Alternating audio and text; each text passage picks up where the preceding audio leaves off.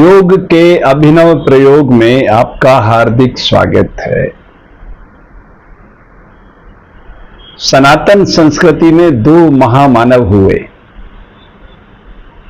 राम और कृष्ण। राम धर्मनिष्ठ हैं, कृष्ण कलावंत हैं, यानी कलाओं से परिपूर्ण। तो धर्म और कला के अद्भुत संयोजन की इस कला को आत्मसात करेंगे।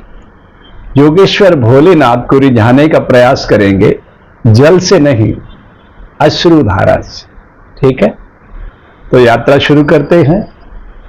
हर शरीर की अपनी अपनी यात्रा होती है। योग इज 1 to 1।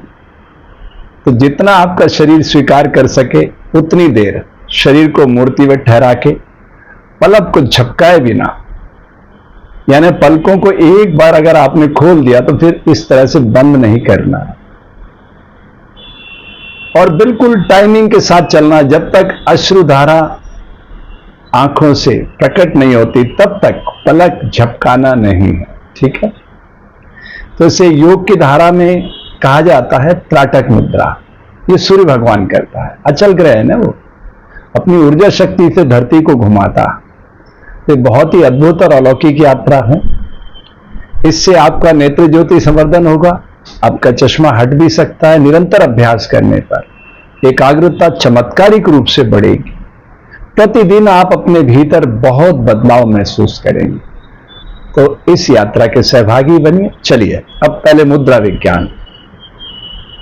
ये 10 द्वार हैं, 10 द्वारों को हम एक तक इस सूत्र में बांध देते हैं और अग्नि को इसका प्रतिनिधि बनाते हैं। अग्नि का काम क्या है? आपको लगता है सिर्फ जलाना? ना, ये अधूरा ज्ञान है। वो शुद्ध करने के लिए जलाती है। तो सोना शीशे में जलकर शुद्धता को प्राप्त हो जाता है। लोहा आग में तपकर फौलाद बन जाता है। जल 100 डिग्री पर तपकर भाप के रूप में तब्दील हो जाता है। तो इस सारी प्रकृति की दिव्यता को आत्मसात करने के लिए हम अश्रुधारा से भोलेनाथ बाबा का अभिषेक करेंगे। ठीक है, तो इस तरह से मैंने मुद्रा विज्ञान बना लिया। अब मैं त्राटक मुद्रा की ओर अग्रसर होता हूं और दृष्टि का बंद लगाकर जब तक आंखों से जल भोलेनाथ बाबा का अभिषेक नहीं करता तब तक मैं पलक झपकाऊंगा नहीं। तो पहले प्रार्थना, फिर संकल्प, मन ही मन।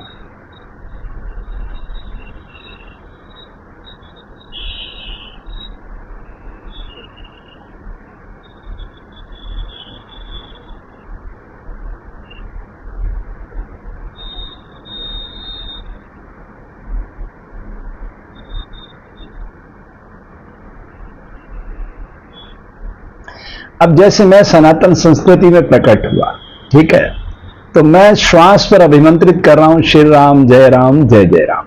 जब श्वास ले रहा हूं तो यही मंत्र है, जब प्रश्वास छोड़ रहा हूं तो भी यही मंत्र है।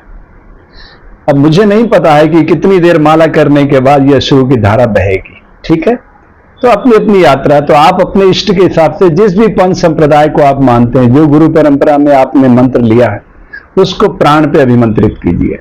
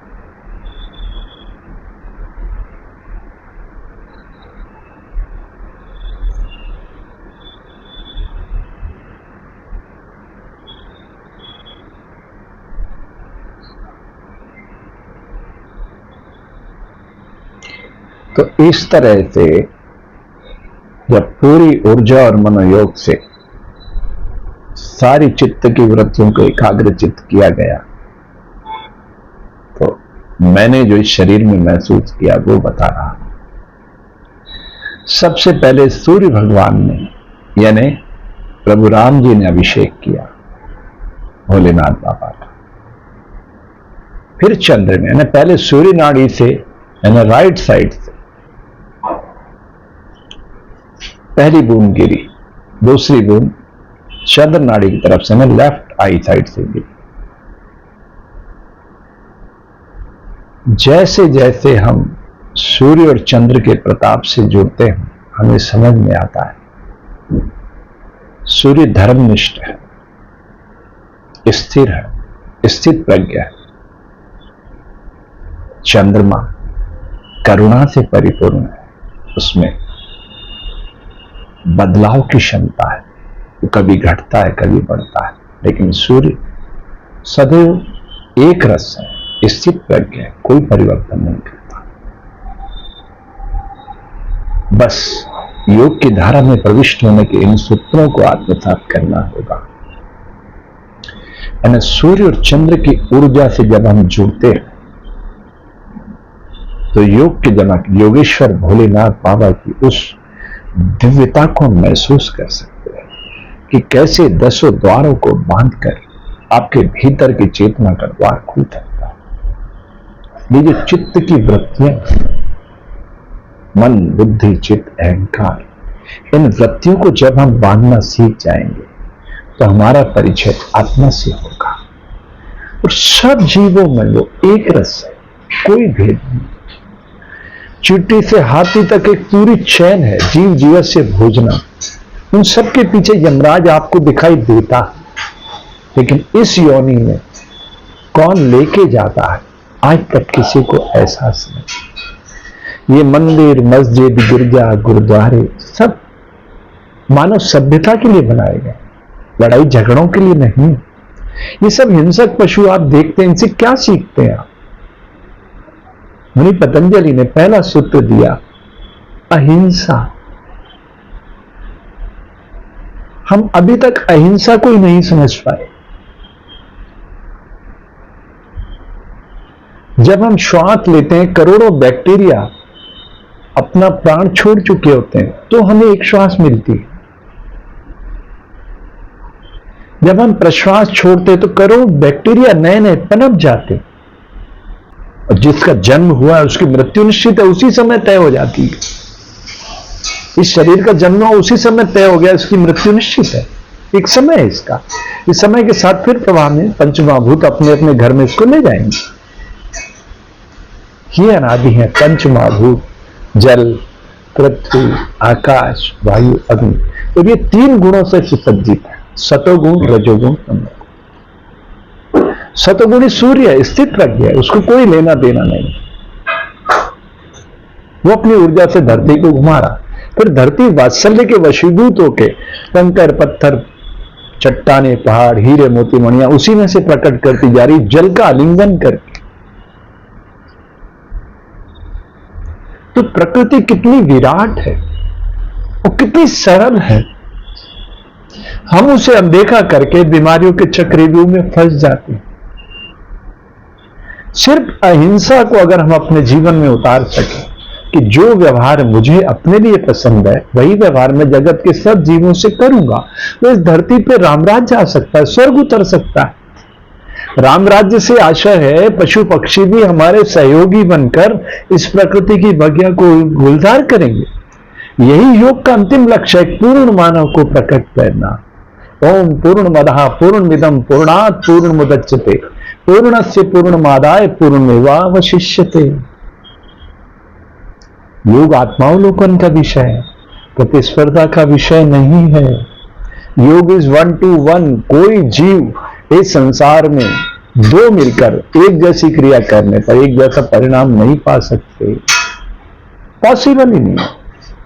जब प्रकृति ने हमें बनाया ही इस तरीके से कि हम व्यक्तिगत रूप से प्रकट हुए और हमारी अपनी अपनी यात्रा है, तो फिर दो लोग एक जैसी क्रिया करने पर एक जैसा परिणाम कैसे पा सकते?